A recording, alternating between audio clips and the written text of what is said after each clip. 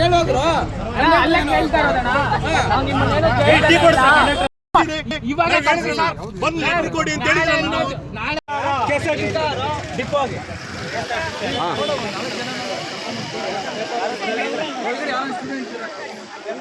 ಎಲ್ಲ ಬ್ಯಾಟ್ರಿ ಹಾಕಿ, ಎಲ್ಲ ಬ್ಯಾಟ್ರಿ ಹಾಕಿ ಸ್ವಲ್ಪ. ಎಲ್ಲ ಫ್ಲಾಶ್ ಲೈಟ್ ಆನ್ ಮಾಡ್ಕೊಳ್ಳಿ. ನೀವು ಕುತ್ಕೊಳ್ರಿ.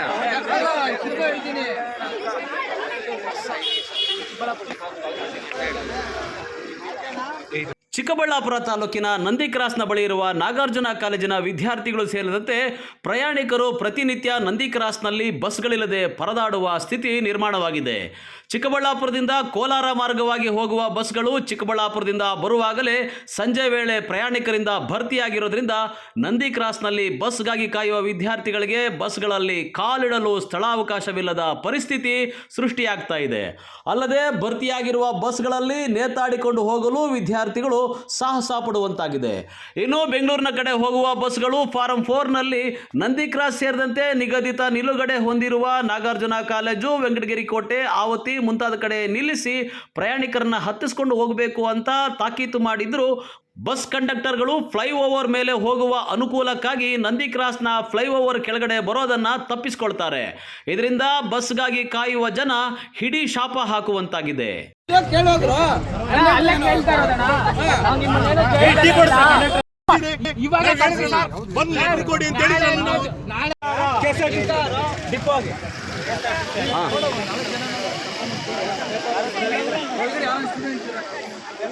ಎಲ್ಲ ಬ್ಯಾಟ್ರಿ ಹಾಕಿ, ಎಲ್ಲ ಬ್ಯಾಟ್ರಿ ಹಾಕಿ ಸ್ವಲ್ಪ. ಎಲ್ಲ ಫ್ಲಾಶ್ ಲೈಟ್ ಆನ್ ಮಾಡ್ಕೊಳ್ಳಿ. ನೀವು ಕುತ್ಕೊಳ್ರಿ.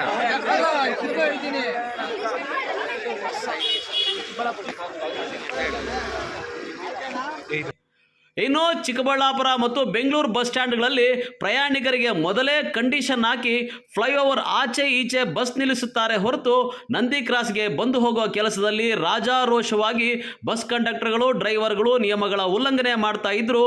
KSRTC ಮೇಲಧಿಕಾರಿಗಳು ಲಾಭ, ಡೀಸೆಲ್ ಉಳಿತಾಯದ ಲೆಕ್ಕಗಳಲ್ಲಿ ಕಂಡಕ್ಟರ್ಗಳ ಈ ದುರ್ವರ್ತನೆಯನ್ನು ಸಮರ್ಥಿಸಿಕೊಳ್ತಾ ಇದ್ದು, ಸಾರ್ವಜನಿಕರ ಸೇವೆಗಾಗಿ KSRTC ಎಂಬ ಉದ್ದೇಶವನ್ನೇ ಮರೆತಂತೆ ವರ್ತಿಸ್ತಾ ಇದ್ದಾರೆ ಎಂಬುದು ನಂದಿ ಕ್ರಾಸ್ನ ಪ್ರಯಾಣಿಕರ ಆರೋಪವಾಗಿದೆ.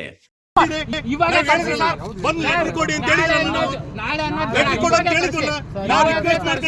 ನೀವು ಒಬ್ಬರು ಜವಾಬ್ದಾರಿ ನಾವು ಇಷ್ಟು ಜನ ಇದೀವಿ. ನೀವು ಎಷ್ಟು ನಿಮ್ ಪ್ರಾಬ್ಲಮ್ ನೀವ್ ಹೇಳಿದ್ರಲ್ಲ, ನಾವೇನ್ ಹೇಳಿದ್ವಿ, ಡಿಪೋ ಮ್ಯಾನೇಜರ್ಗೆ ಕರೆಸಿ ಮಾತಾಡಿ ಹೇಳ್ತಿ ಪ್ರಾಬ್ಲಮ್ ಸಾರ್ಟ್ ಔಟ್ ಮಾಡ್ತೀವಿ ಅಂತ ಹೇಳಿದ್ರಲ್ಲ. ನಾವು ಹೋಗ್ಲಿ ಹೇಳಿದ್ವಲ್ಲ. ಲೆಟರ್ ರೆಡಿ, ಲೆಟರ್ ತಂದು ಈಗ ನಮ್ಮ ಕೊಡಿ, ನಾವು ಫಾರ್ವರ್ಡ್ ಮಾಡ್ತೀವಿ ಅಂತ ಹೇಳಿದ್ರಲ್ಲ. ಬರ ಬಸ್ಗಳು ನೆಟ್ ಸ್ಟಾಪ್ ಕೊಡಲ್ಲ. ಅವಾಗ ಪೊಲೀಸ್ನವ್ರು ಇದ್ರು ಸ್ಟಾಪ್ ಕೊಟ್ರು, ಇಲ್ಲ ಅಂದ್ರೆ ಸ್ಟಾಪ್ ಕೊಡಲ್ಲ. ನಾವು ಇಷ್ಟು ಜನ ಇದ್ದು ಆ ಬಸ್ ತುಂಬ್ಕೊಂಡು ಹೋಗ್ತಾರೆ. ನಮ್ಗೆ ಏನಾದ್ರು ಹೆಚ್ಚು ಕಡಿಮೆ ಅಂದ್ರೆ ಯಾವ ನೋಡ್ತಾನಣ್ಣ. ನಮ್ ತಂದೆ ತಾಯಿಗಳು ಫಾರ್ಮರ್ಸ್ ಎಲ್ಲಾನು ಕೆಲಸ ಮಾಡೋದು ಇಷ್ಟು ದೂರ ಕಳಿಸ್ಬೇಕ್ರೆ ನಾವು ಇವಾಗ ಇಷ್ಟು ಲೇಟ್ ಆಗಿ ಹೋಗ್ತಿದೀವಿ. ಅವ್ರು ಏನಂತಾರೆ ನಮ್ಮನ್ನ? ಇವಾಗ ಎಷ್ಟು ಟೈಮ್ ಆಗಿದೆ?